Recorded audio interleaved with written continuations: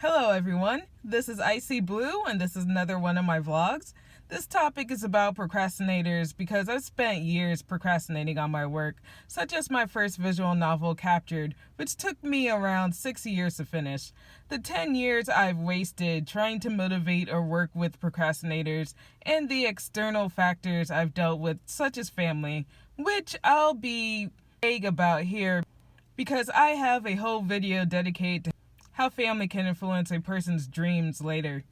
I feel like I've wasted 10 years of my life trying to get things off the ground, such as the video game company I used to talk about.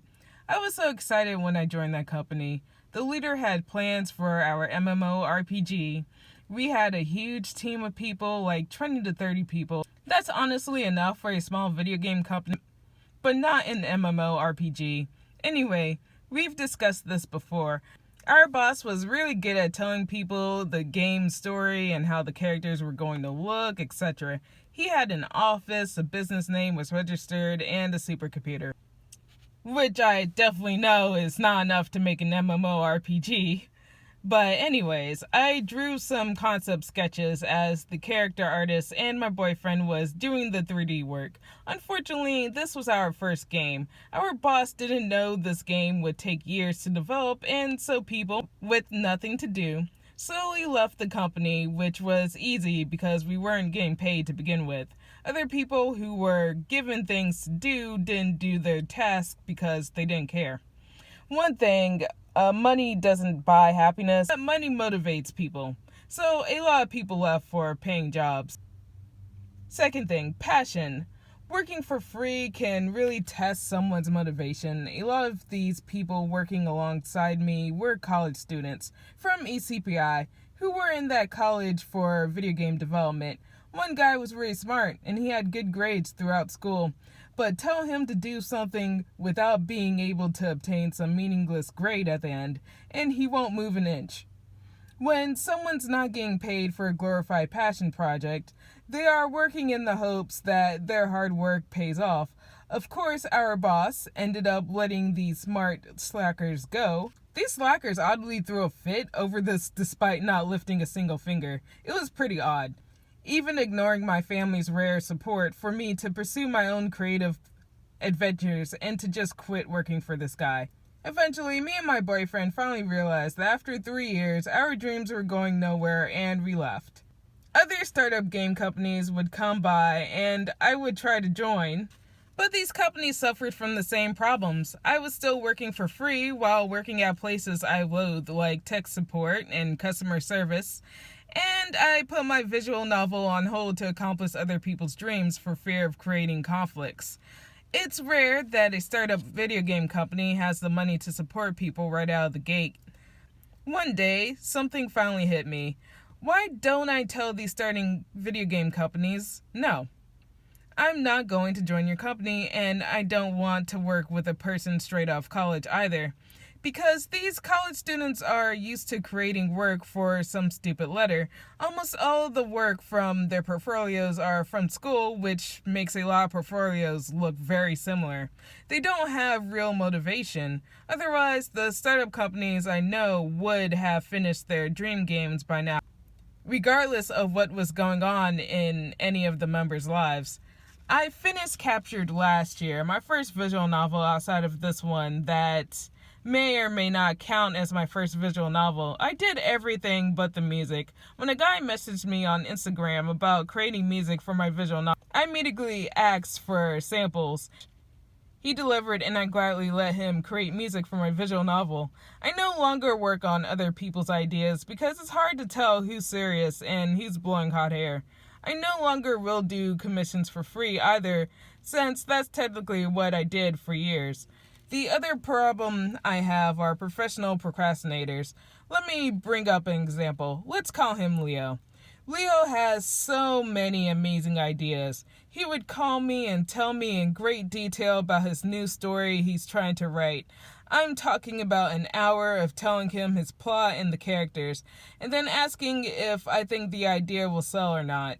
I tell him to write it. After all, from experience, what someone has in their mind for their story is not going to be the same when they actually sit down and type the story out. Some time passes, and I ask Leo, how's the book going? Leo says the story is still in his head. He hasn't gone around to it yet. Worse, he starts planning for another idea. So Leo not only procrastinated on this previous idea, but he wasted my time and his time by lying to me. It's like telling a friend you're going to bake a cake in a few weeks. You discuss for an hour how amazing this cake is going to be. Your friend says, sure, go for it, and believes you're fully dedicated to baking this cake.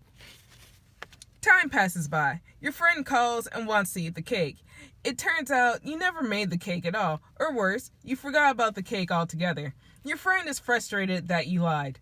You apologize and try to tell your friend that you're making another cake. Your friend is a little bit excited for the cake, but not as excited as the first time you told her.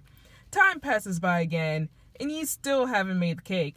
Your friend might believe you're going to bake the cake one day, or that your friend might stop believing in you altogether. The next time you bring up the cake, you notice your friend is barely listening to you. In fact, they might be surfing the web while listening to you. Believe me, your friend is being nice. Your friend could end up shouting at you for bringing up another idea or simply telling you to stop wasting their time. Maybe you finally stop procrastinating and you bake that cake.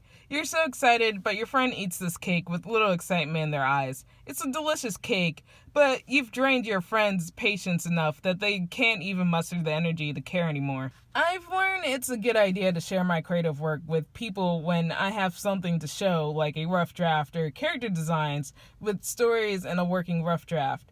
This is a great way for people to believe in you.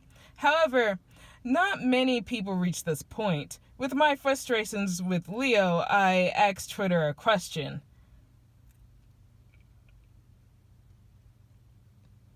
A lot of people definitely do put a lot of energy in thinking up a concept and just telling people about that concept, but never delivering on that concept, which can be very frustrating to whoever you're sharing your concept with. A lot of people have external factors too that can keep them from accomplishing their dreams or their goals. I definitely understand that. Kids, which are 24/7 jobs, 9 to 5, 3 to 11, or even 12-hour shift jobs, or maybe school too. Maybe even all three combined. For me, I procrastinated for years on Captured out of fear and stopping every once in a while to learn something new. Also, family was an issue. I had to learn Photoshop in more detail than I learned at ECPI. Thanks to Udemy, YouTube, and the Adobe channel on Twitch, I know the basics of line art and coloring my artwork now. I'm currently a Patreon for the artist Sakimi-chan, and for $20 a month, I now have better anatomy and drawing skills than I did back in college. Learning how to use the visual novel engine Ren'Py was a bit of a headache. There were things that I had to go through for hours on end, declining hanging out with friends, my boyfriend, or even family, so I can learn on my own. I was afraid of spending so much time on a project and having people tear it apart. Well, I'm going to be criticized no matter what I do in life, so why not finish the project? People who actually did play Captured told me they liked it. I also received some constructive criticism. Nothing soul crushing, nothing I couldn't take. What was I fearing to begin with? And family. I'll be vague on this one because I have a long video planned out later about how family can influence one's success. Me and my family have been up and down because they don't like anything that's out of the norm. Till finally, they all collectively are against me being a creative person, regardless of my success or failures. I live in a very anti-art, anti-writing, and anti-anything remotely creative family. Knowing this used to be discouraging until I realized that I don't need family for everything in my life. But hey, realizing how even family can come up with so many ways to stop from producing anything did cause me to procrastinate on a variety of projects that I was trying to make. The reason why I'm mad at procrastinators who talk all day and don't work on their projects at all is because it's easier to create stuff when you're young. It's so much more harder when you're older. Build families of your own or have a full-time job. Value that free time while you still can, guys. Links to my current ebook, A Life for a Purse, and my Patreon are in the comment section down below. Please tell me what you're working on. Have a nice day, guys.